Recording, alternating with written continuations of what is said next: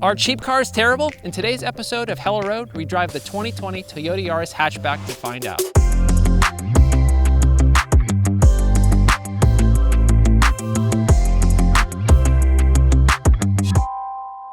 I have an honest-to-goodness love for econoboxes. One of my first vehicles was a 1987 Toyota Tercel hatchback. No options, crank windows, no air conditioning, vinyl seats, no passenger side mirror, not even power steering. But I had very little money, and I was appreciative that I even had a car to call my own. Owning a bargain basement car allowed me to fully appreciate the finer things in life when I could finally afford them. Things like a passenger side mirror and air conditioning. Cheap cars today are nothing like the stripped-down econoboxes of the 1970s, 80s, and 90s. And this 2020 Toyota Yaris XLE is here to show you that an entry-level car doesn't have to be an awful misery box. And the Yaris would like you to know that it punches well above its class. Let's take a close look and see if we agree. This new for 2020 US market Yaris XLE is the smallest Toyota available in the States. If the design language seems a bit un-Toyota-like, it's because the car is essentially a rebadged Mazda 2, which is no longer sold in the US. Mazdas are usually quite attractive, and this Yaris hatch, at least from the side and the back, looks quite nice and well proportioned. I'm not a big fan of the huge angry grille, but this seems to be the trend of all automakers nowadays. Apparently, someone must like it.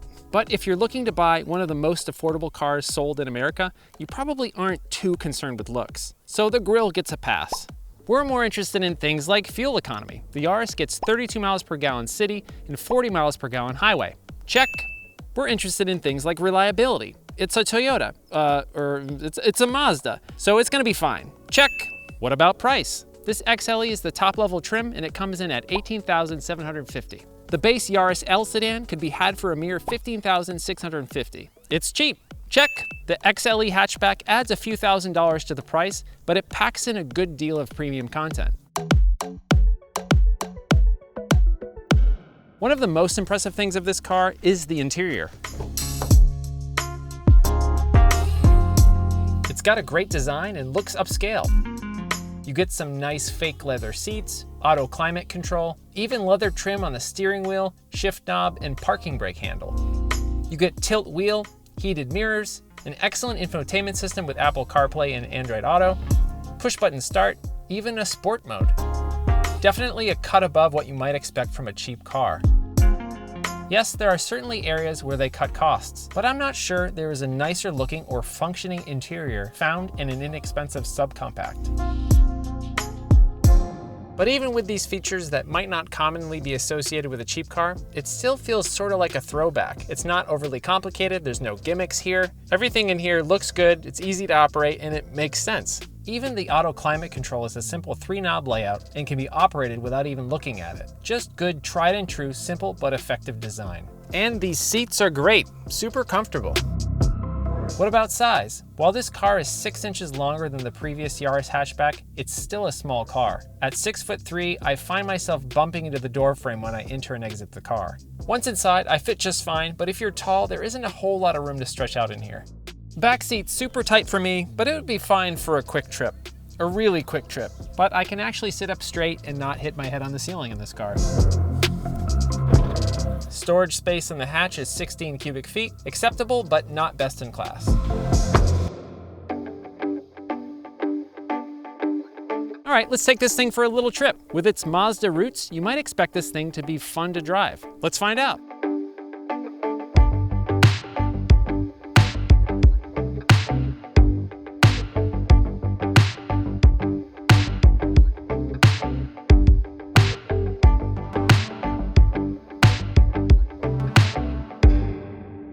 Looking back at my 78 horsepower 1987 Toyota Tercel that I used to own as a teenager, I remember struggling to get up to speed and never ever would consider passing anybody.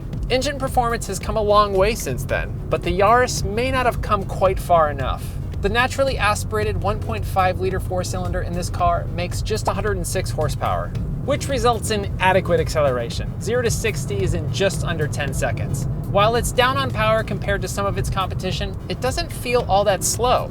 The car is lightweight and relatively nimble, and the transmission is quick to shift. I'm a big fan of slow car fast, And the Yaris is a fun car to push a little bit and still stay within legal speeds. There's a sport mode, which appears to alter the throttle response and allows the automatic transmission to hold gears a little bit longer before shifting. In manual mode, it rev matches when you manually shift. That's pretty neat for a Yaris. Okay, enough with the spirited driving. You're not buying a Yaris to do that. But in case you wanted to, you can have a bit of fun with this vehicle. When it comes to ride quality, it's certainly a lot better than you might expect for this class of vehicle. The short wheelbase does allow for some front to rear bounce that you wouldn't get with a larger vehicle, but that just comes with the territory of a smaller car. In terms of driving experience, this is much better than the subcompacts of the past, but there are a few elements that are kind of a throwback. It's easy to see out of. Most new cars have terrible visibility, but the Yaris is an exception to that new rule. And it doesn't constantly beep at you if you're not staying in your lane, or if there's a car next to you, or if there's a car behind you. The Yaris has basic safety features. Low-speed automatic braking if it detects obstacles, panic stop auto braking, and traction control. That's pretty much it. Back to the days when you had to be aware of your own surroundings. Even with the spirited canyon driving that I've been doing, I'm still managing over 30 miles per gallon. Go a little bit easier on the throttle and you can certainly do much better than that. Which is great because nobody really enjoys going to the gas station. Let's take a quick break from reviewing this Yaris and see if we can find a gas station that we actually want to stop at. How about this one? Just look at how wacky this place is.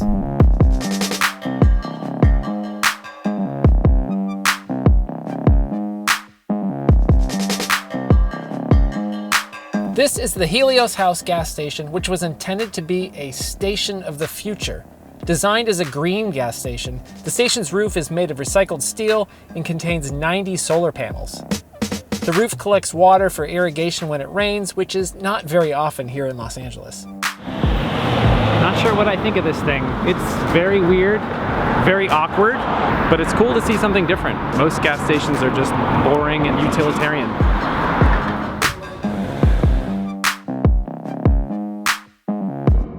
Here we go, another weird gas station in LA. This is the Jack Colker Union 76 gas station in Beverly Hills. Just look at this incredible triangular structure. I know, it's just a gas station, but it's kind of an impressive piece of architecture. The structure was originally designed to be part of the Los Angeles International Airport, but for some reason it wasn't needed, so it was instead installed here. Okay, back to your regularly scheduled subcompact car review. Let's talk competition. The Chevy Spark and the Nissan Versa are cheaper, but the Yaris comes with more standard features. The Honda Fit is a bit more powerful and has slightly more cargo space, but the Yaris gives you more standard features on the base model. The Kia Rio is about $1,000 cheaper, it's a bit more powerful, but it has way fewer features. And the bargain basement Mitsubishi Mirage is a couple thousand cheaper, but it's unrefined and way down on power and content. You might also compare the Yaris hatchback to Toyota's own Corolla hatchback. MSRP is nearly $3,000 more than the Yaris LE, and about $2,000 more than this Yaris XLE.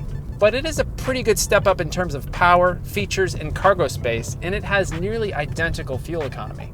But surprisingly, the Yaris has better rear seat legroom, and you might not have the extra cash to bump up to a Corolla. And what about a small crossover? Subcompact cars like this Yaris aren't exactly a hot commodity, but crossovers are flying off dealer lots. What if we compare this to like a Toyota CHR? The CHR is obviously much more expensive and it has worse gas mileage, but surprisingly, the Yaris has more front shoulder room, a bit more front headroom, and more rear leg room. And it's not even that far behind on cargo space. Yes, the CHR is still larger, but not by as much as you'd think. So, what's the verdict on this 2020 Yaris XLE? I think the best way to describe it is surprisingly good. Aside from the front grille, it looks better than the competition, and it's certainly more enjoyable to drive. The Yaris is a cheap car, but it's actually a nice car.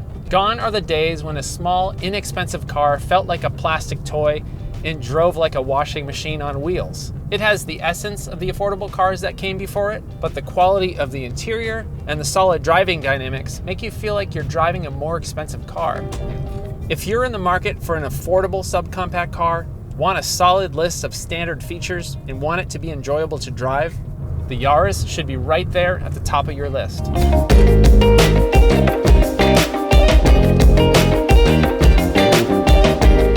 Thanks so much for watching. I'll have more videos coming soon. Reviews of used cars, reviews of new cars, a look back at the history of the weird and unique vehicles from the 80s and 90s, updates on my fleet of strange, weird, and terrible cars, and maybe a road trip or two.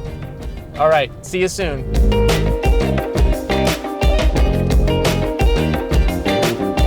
Okay, I just need to do a random beatbox break.